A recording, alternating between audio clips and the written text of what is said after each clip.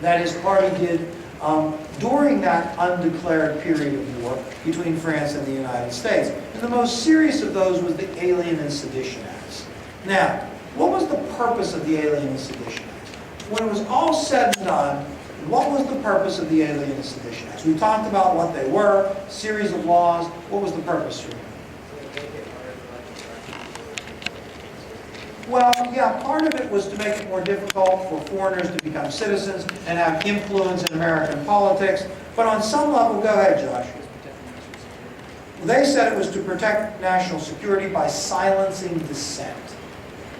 All right? We need to quiet and quell the dissent from our government.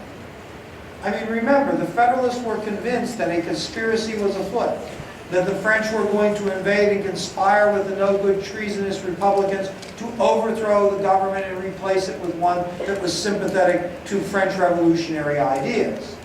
Now, in order to protect this government, the Constitution, the national government from that, the traitors had to be silenced. So who was most likely to be arrested under the Sedition Act for being critical of the national government? Who was it targeted to? Yes. Yes, Republican newspaper editors were arrested and fined under the Sedition Act. What was the Republican response to the Alien and Sedition Act? How did they respond to it? Jefferson and Madison lead the response in what? These acts are unconstitutional. And where do they go to make this argument? Go ahead. The Virginia and Kentucky legislatures, and Jefferson and Madison's response to the Alien and Sedition Acts was to propose the Virginia and Kentucky resolutions. The Virginia and Kentucky resolutions are significant. They're significant because they outline an idea about the nature of government.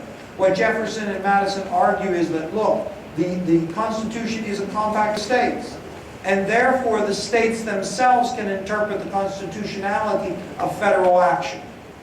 Now this is significant because to accept that notion would be to dramatically weaken the power of the national government and strengthen the power of the states. Most Federalists and most Americans believe that the Supreme Court was the final arbiter of constitutionality. Now, to the Republicans, when it was said and done, they believed that the best people should govern. To the Republicans, when it was said and done, they believed that the power of government should be held by independent citizens, in most cases farmers.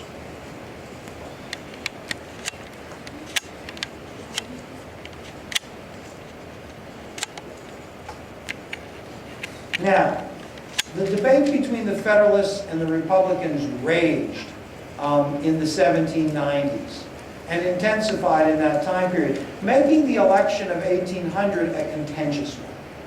I mean, the Republicans were critical of the actions of Adams. They were suspicious of Adams' actions. They considered this notion of the best governing to be aristocratic and monarchical. The Federalists believed that the Republicans were connected to the French Revolution and they were intent on chaos and anarchy and overthrowing the government and replacing it with an atheistic, godless French-style government. And in this kind of environment, both sides believed that the other side did not have really a legitimate right to exist.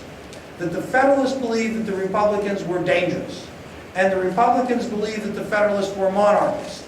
And neither side thought that the other side had a legitimate right to exist, and that the other side would surely undermine and destroy the national government or the spirit of the revolution. So it's amazing in 1800 that an election occurs, that Jefferson is elected to be president, and that the Federalists, who had been in power in the House and in the Senate and in the presidency and the Supreme Court, yield that power peaceably in the wake of an election. In 1800, Jefferson wins the presidency. The Republicans take the House. The Republicans take the Senate. And Jefferson refers to this election as the Revolution of 1800. He argues that what happened in 1800 is that the spirit of 1776 was restored to the national government. That the spirit of monarchy that had dominated the Federalists and was apparent with the Alien and Sedition Acts and the other kind of actions the Federalists took had been broken, and now the true legitimate spirit of 1776 would take the power of God.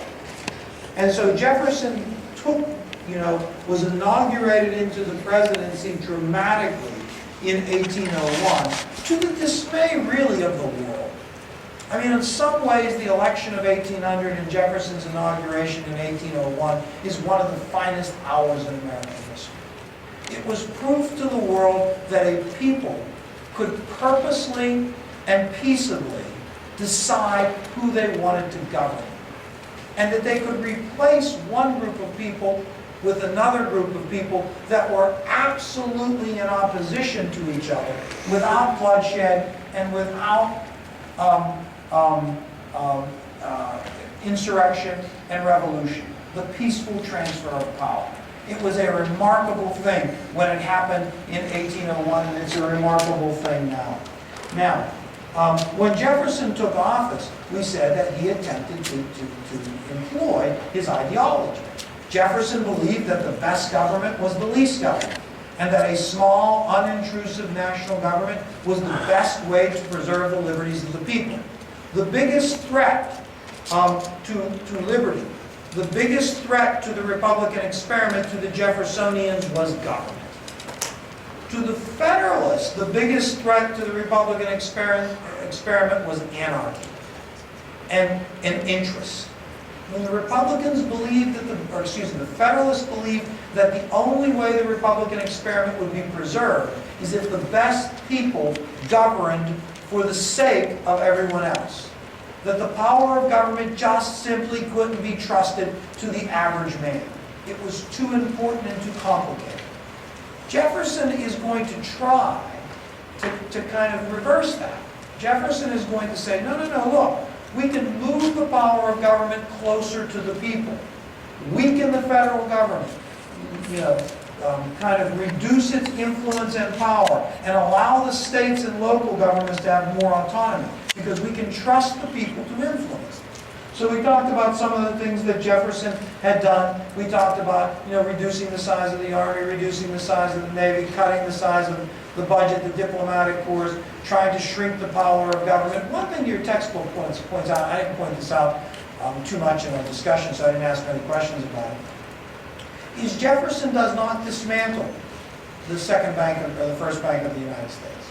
He doesn't reverse assumption or some of the other elements of Hamilton's financial program. He does repeal the excise tax, or has Congress repeal the excise tax on whiskey. He does allow the Alien and Sedition Acts to expire or repeals them. But there are some elements of what Hamilton did that remain in place. Your textbook asks a lot of questions about that. I didn't ask too many. One thing that did bother Jefferson was the expansion of the judiciary. We know, and remember from class, before the Federalists left office, they passed the Judicial Act of 1801. And the Judicial Act of 1801 created 16 new federal courts, and that the Federalists rushed to appoint justices to those courts and other officials, and basically packed the federal judiciary with lifetime appointees who were Federalists prior to leaving office. These appointees were collectively known as the midnight judges. Now, we said that in Jefferson's administration, besides trying to shrink the power of the national government and the influence and the scope of that, he also attacks the judiciary. I mean, the Judicial Act of 1802 attempts to reduce these courts, an attempt to impeach a justice, but most significantly the case of Marbury versus Madison. The case of Marbury versus Madison results in the precedent of judicial review. Now, just really for fun, Loretta, just for outright fun, the precedent of judicial review. What does that mean?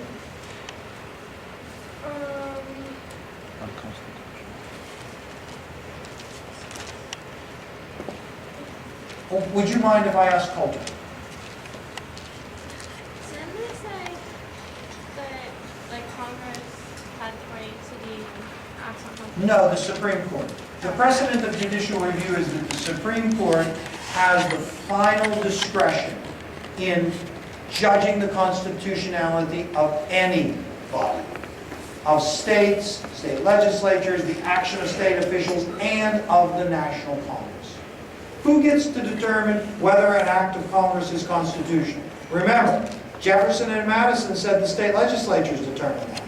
In the precedent of judicial review established in the case of Marbury versus Madison,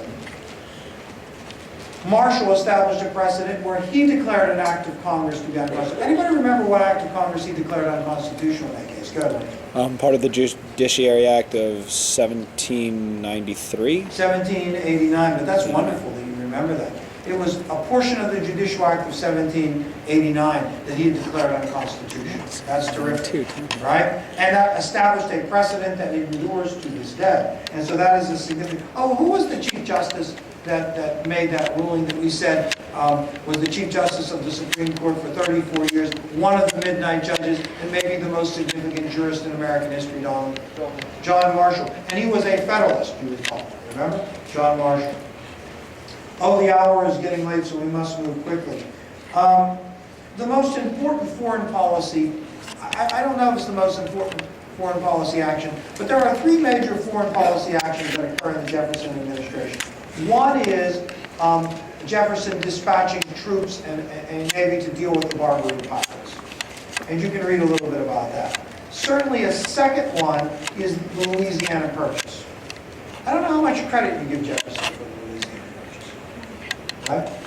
I mean, certainly circumstances resulted in an opportunity to purchase Louisiana that Jefferson almost didn't take. Remember, we said Livingston and Monroe negotiated a treaty with Napoleon that would have allowed the United States to acquire the entire Louisiana territory for $15 million, but Ben Jefferson was reluctant to accept that. Why? Yeah, Jefferson said, nowhere in the Constitution is there any authority for the federal government to do this. I'm a strict interpreter of the Constitution. So his constitutional scruples almost prevented him from doing that. But he sets those aside. The Louisiana Purchase doubles the size of the United States. But then there is the embargo. The Embargo Act of 1807. What was the Embargo Act of 1807 a response to? It was a response to something. Jefferson pushed Congress in 1807 to establish a world embargo. The United States doesn't buy, doesn't sell to anybody in the world. Why bother to do such a thing? Go ahead, Mandela.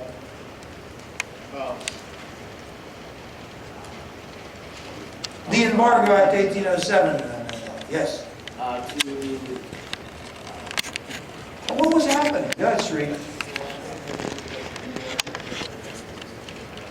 No, it's not the American system yet. Go ahead, Phyllis.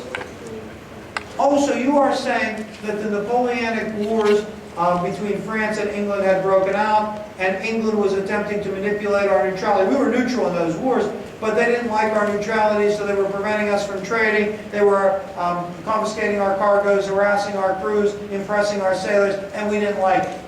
And they had a really flagrant attempt at, what was the real flagrant action that we said Britain took that really kind of inflamed public opinion? Go ahead, Josh. Yes, the Chesapeake incident, where a British warship actually attacks an American warship and tries to impress some American sailors, which results in Jefferson pushing for the Embargo Act. The Embargo Act doesn't work out. That kind of economic coercion does not work out. It hurts the domestic economy. It results in big government. It goes counter to some of the things that Jefferson wanted, like it promoted manufacturing. So Jefferson is not satisfied. It's kind of interesting if you think about it. Washington is unable to resolve the issue of American neutrality, nor is Jefferson. He leaves office with kind of the issue of neutrality unsettled. And it goes to Madison, who's got to deal with it. And eventually, how does Madison deal with it? I mean, the issue of American